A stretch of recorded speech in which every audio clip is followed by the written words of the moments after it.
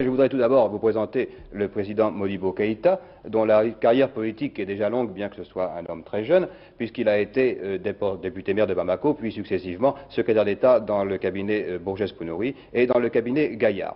Monsieur le Premier ministre, la presse a parlé à tort ou à raison, a parlé de bouderie devant votre abstention à la 3e session du Conseil exécutif de la communauté. Faut-il vraiment parler de bouderie ? Non, il ne faudrait pas parler de bouderie.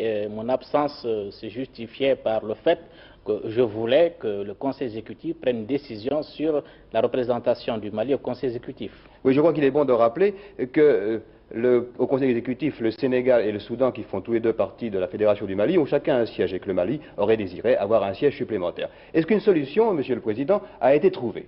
Oui, ce matin, au cours de l'entretien que j'ai eu avec le président général de Gaulle, nous sommes arrivés à une solution qui, à mon avis, peut donner satisfaction à mes amis.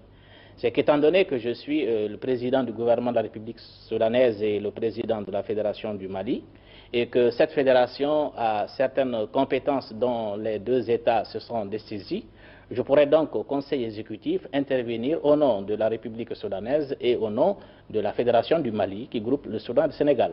Eh bien, c'est parfait. Je crois que cette conversation avec le général de Gaulle a duré très longtemps, a duré plus d'1 heure. Je suppose donc que vous avez abordé d'autres problèmes. Puis-je vous demander lesquels?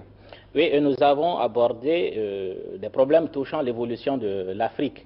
Et j'ai eu la satisfaction de constater que le général de Gaulle est très ouvert sur cette question et qu'il n'écarte pas a priori devant le problème que va poser l'indépendance du Cameroun et du Togo, une éventualité d'une promotion politique des États de la communauté.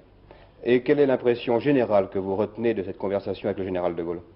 Eh bien, c'est la 3e fois que je rencontre le général de Gaulle. Et cette fois-ci, comme les précédentes, j'ai gardé de mon entretien avec lui un excellent souvenir.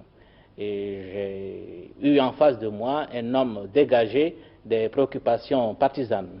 Et qui a confiance en l'avenir, une confiance que vous partagez, je crois. Oui, confiance que je partage absolument. Eh bien, ce sera là notre conclusion, si vous le voulez bien. Merci, Monsieur le Premier ministre. De rien.